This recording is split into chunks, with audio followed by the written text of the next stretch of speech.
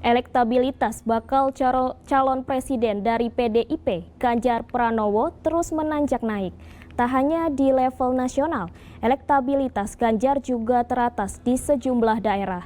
Dari survei yang dilakukan, Indikator Politik Indonesia di Jawa Timur, baca pres Ganjar unggul perolehan elektabilitas dengan 43,9%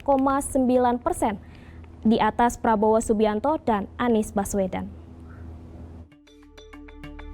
Jawa Timur merupakan salah satu provinsi di Pulau Jawa dengan potensi pemilih sekitar 16% dari total pemilih di Indonesia. Besarnya potensi pemilih di Jawa Timur menjadi daya tarik tersendiri, terutama menjelang pemilihan umum presiden. Untuk membaca peta elektoral di Jawa Timur, Lembaga Survei Indikator Politik Indonesia mengambil jumlah sampel sebanyak 1.810 orang dengan asumsi metode Simple Random Sampling. Sampel berasal dari seluruh kabupaten kota di Jawa Timur yang terdistribusi secara proporsional. Survei dilakukan menggunakan metode tatap muka dengan rentang waktu 14 September hingga 20 September 2023. Dari survei yang dilakukan, Indikator Politik Indonesia mendapatkan data yaitu baca pres Ganjar Pranowo unggul perolehan elektabilitas dengan 43,9%, diikuti oleh Prabowo Subianto dengan 33,8% dan Anies Baswedan dengan 14,4%. Sementara 8,0% menyatakan tidak memilih atau tidak menjawab.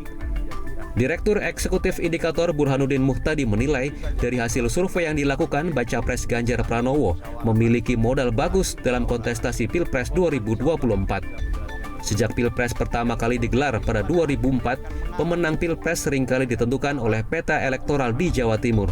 Jadi per 2004 pertama kali Pilpres dilakukan, tidak ada capres yang bisa memenangkan Pilpres secara nasional tanpa memenangkan Jawa Timur.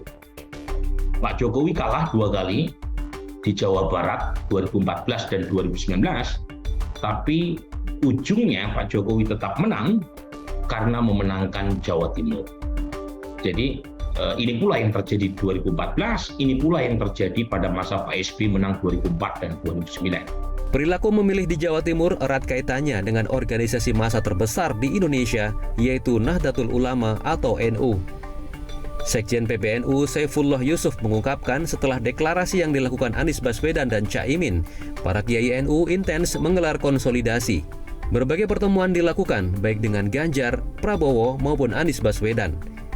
Meski tidak secara resmi mendukung salah satu pasangan dalam Pilpres, namun warga membaca keberpihakan para kiai NU dan menjadikannya salah satu pertimbangan dalam memilih. Para pengasuh pesantren ini kan satu dengan yang lain saling terhubung. Kemudian mereka juga ditanya oleh warga, meskipun nanti hasilnya tidak selalu diikuti, tetapi warga NU itu umumnya kepingin mengetahui juga pandangan kiai-kiai terhadap capres-capres itu. Pandangannya itu dulu. Kalau misalnya disampaikan kiai ini alhamdulillah, ini insya Allah baik, ini aman, ini begitu. Nah, mereka akan menimbang-nimbang itu, akan memilih-milih, akan menimbang kemudian itu. Melalui hasil survei yang sama, Indikator Politik juga memperoleh data terkait simulasi partai yang akan dipilih pada pemilihan legislatif atau anggota DPR RI. 5 partai dengan jumlah pemilih terbanyak yaitu PDIP dengan 31%, kemudian PKB dengan 20,2%, Gerindra 12,1%, Golkar 6,1%, dan Demokrat dengan 4,9%. Sebastian Dimas, JPM TV, Jakarta.